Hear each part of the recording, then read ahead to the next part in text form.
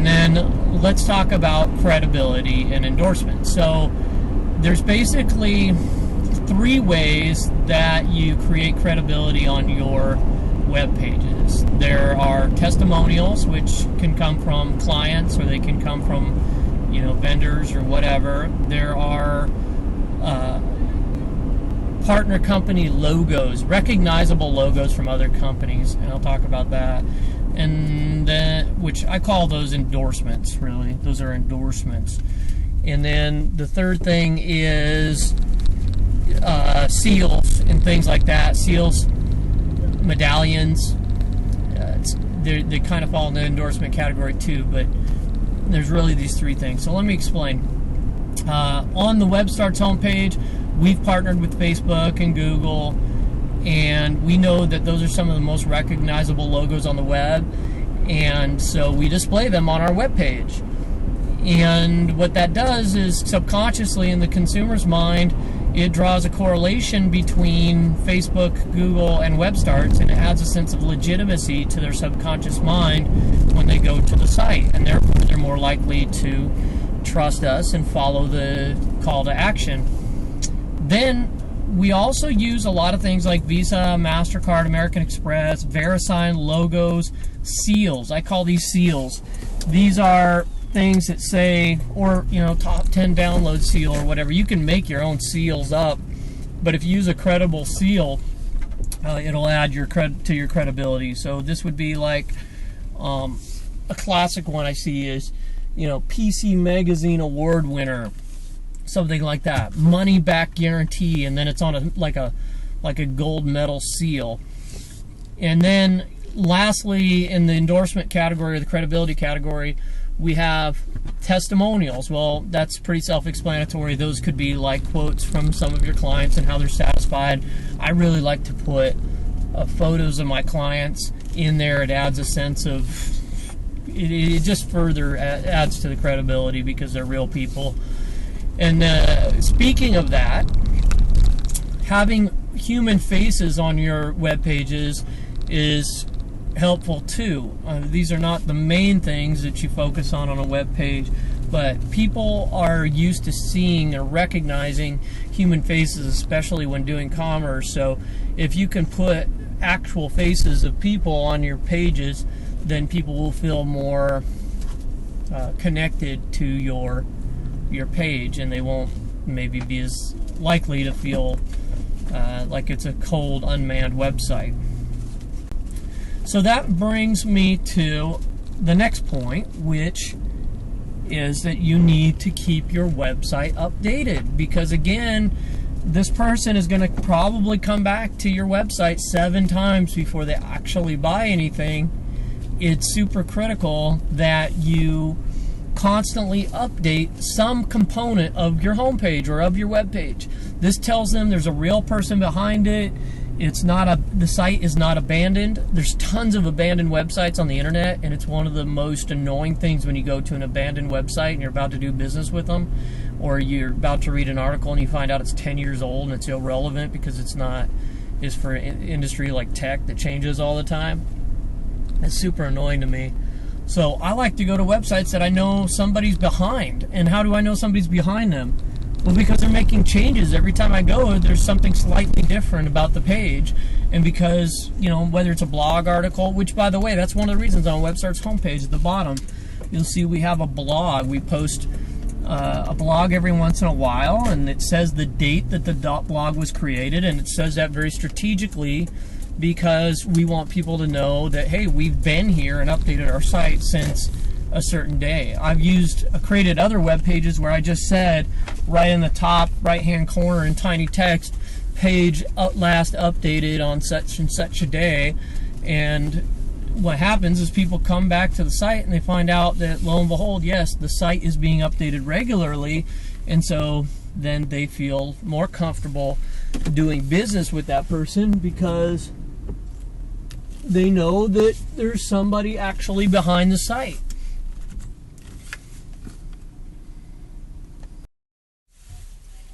Okay, so we talked about keeping your website to date to let people know that there's a real person behind the website and that it's not just abandoned like so many other websites on the internet. And now we're ready to talk about something that is very important, and that is making your content of your pages readable. Reading is something that most people just don't like to do. So one of the principles of making things readable is make them easy to read. And making it easy to read consists of several parts. Number one, use a font that you can distinguish between characters very quickly. It's annoying to me when I go to a web page and they're using something like Comic Sans or some real scripted font that looks like cursive or something because they think it's cute. Well, it might be cute and it might look interesting to you, but if it's not read, then it's not effective. So choose a font style that's very effective. I like Georgia. I like Times New Roman, which is one of the reasons why that's the default on so many computers when it comes out of the box. I mean, for readability, I don't like the look of it. I like Arial is it a good font?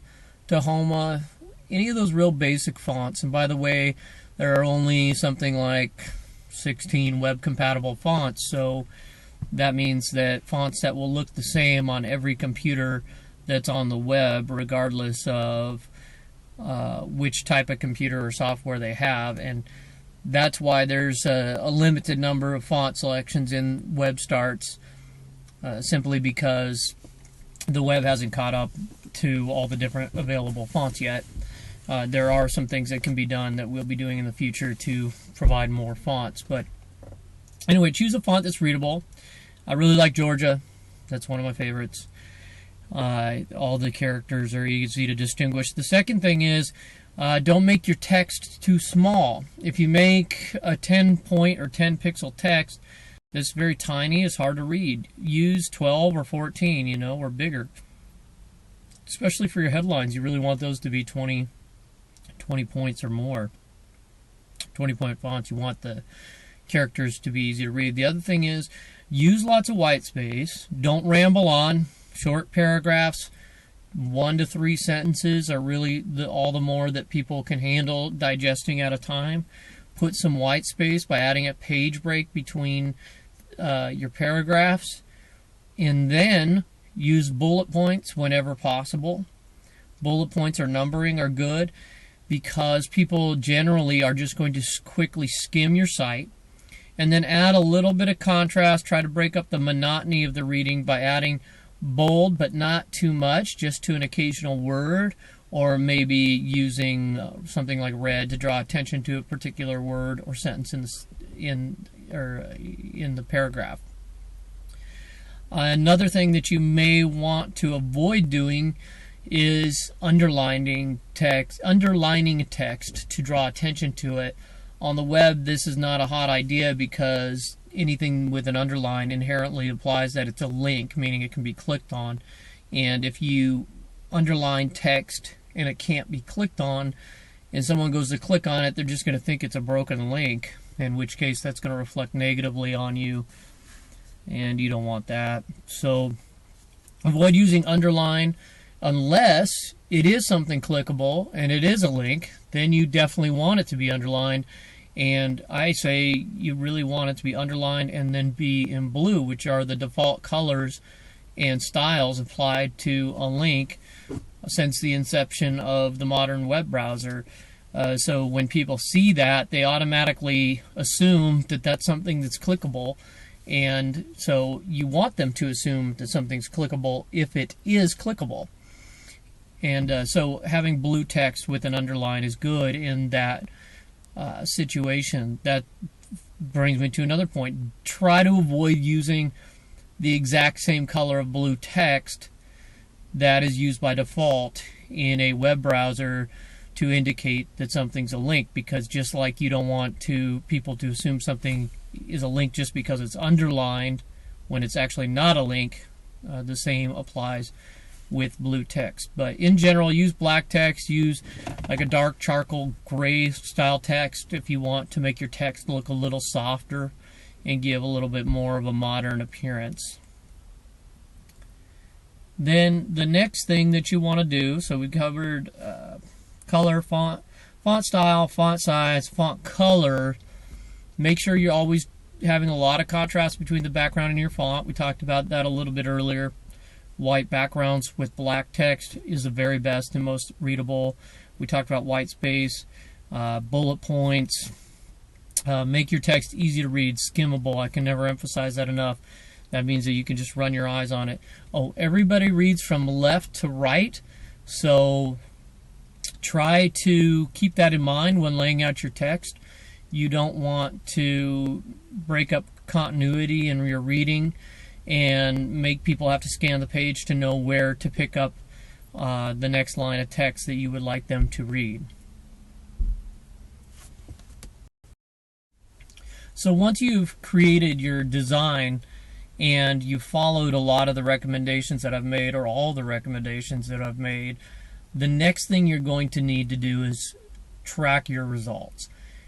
You can know everything there is to know about web design, web page layout, selling on the internet, but each business has its own idiosyncrasies, and therefore it's absolutely crucial that you do everything you can to statistically reduce the chance of your site visitor leaving without buying, and then you test and you measure using good tracking, looking at your results, and making small tweaks to your system until you find the absolute best, most optimized layout for your pages. And the way you do this is you need to find a good tracking software. At WebStarts, we have tracking we can build into your website. We can show you exactly where your website visitors came from, which keywords they typed into a search engine, whether or not they ended up filling out the form, whether or not those people that filled out the form ended up buying the product, even if they responded to the 6th, 7th, 9th, 12th email. We can track from the follow-up emails to know exactly which email they finally decided to purchase on, and we can make little tweaks and changes all the way along in the process to try to get the most out of our marketing efforts. So it's absolutely critical that you test, you measure, and have a great piece of tracking in place when implementing these marketing strategies online. Some of you may wonder during the video why I'm in my car and I'm driving, and the truth is once you achieve a certain level of success, the thing that you're going to value the most in life is time, not necessarily money. And quite frankly, it takes time to share and train people on this information, and I don't need to do it. It's something that I could keep to myself, but I really love to see people succeed, and it's just a matter of finding the time to do it. And when I'm out and about and I'm driving around, I'm sitting in my car right now at my kid's baseball practice. It's a good time to make use of and record this. So that's why I'm in my car. I hope you can deal with that. This is good information. It doesn't degrade the quality of information, and you're going to figure out when you come. So another note about tracking is you need real-time tracking.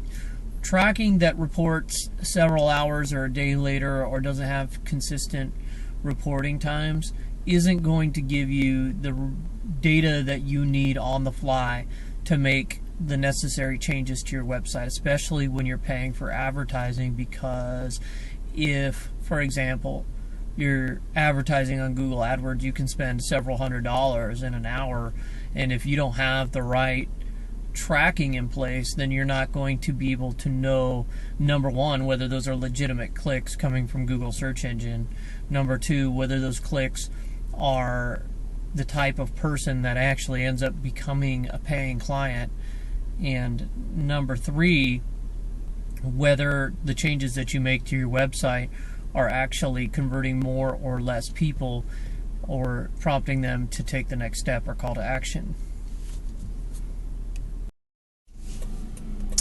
Okay, so we talked about building an effective homepage or landing page and capturing leads and then sending emails to your leads.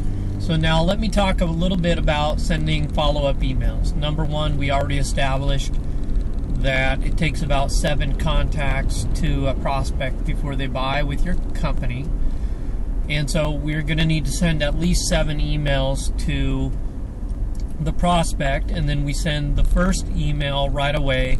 And in that first email, we send the most potent offer that we possibly can because we're currently top of mind with our prospect. In the next few emails, we want to send those typically a day apart and one each day for the first 3 or 4 emails. This is a tough situation because you got to keep a balance between generating spam complaints and capitalizing on your prospect while they are in the mood to buy or looking for your product or service. But I say don't risk it. Send emails on the first, second, third, maybe even the 4th day to the prospect. If you generate spam complaints, you can always back off, and if you make the content of your emails attractive enough and well balanced enough along with your offer, and you're providing good information, and you're unsubscribing people that don't want to be in your list, you should be fine.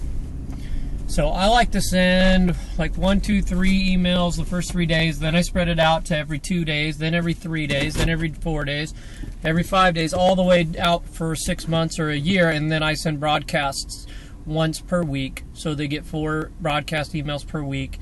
And I recommend that you do something similar. Let me talk about broadcast emails in a moment. So what is a broadcast email? Well, a broadcast email is an email that you send to your entire list of prospects all at the same time. And this is a very powerful way to bring in a great deal of money very quickly. I know other people that have online businesses and have run several online businesses, and I can assure you that the most powerful way to bring in money very quickly is to send a broadcast email. Send an email out with a special offer, a really super compelling offer to the entire list of prospects all at the same time. Now, there's certain strategies that you want to use when sending these emails. One is you want to be careful not to send too many broadcasts because you don't want to risk being considered spam. Another thing is you don't want to send these emails at the wrong time. There's an optimum time to send these emails. The best time to send an email if you're selling a business type service is Tuesday afternoon. Market studies show that Tuesday afternoon business people are the least busy. So on Monday they're usually coming into work. They have a pile of things that stacked up on their desk and in their email account from the weekend, and they need to work through that to try to and catch up. So sending an email on the weekend to a business person isn't a good idea. Sending an email on Monday isn't a good idea because it'll simply get lost in a heap of other emails. But sending on Tuesday afternoons about 2 o'clock Eastern is the time that people are the least busy, so you're most likely to go right to the inbox and they'll have time to actually read and respond to your email. And so that's the time you want to target for most things. Now, there are some exceptions to the rule. I've had some other companies where we promoted things like movies, music downloads, those sort of things. And when we did entertainment-based products, we found that Saturdays were the best day, and we do a lot of promotions on Friday night into Saturday morning, that sort of thing, and we would do a time-sensitive offer, and we would have a great response on Saturday, better than we would have on a Tuesday, because when you're selling leisure products, those things are top of mind on the weekend.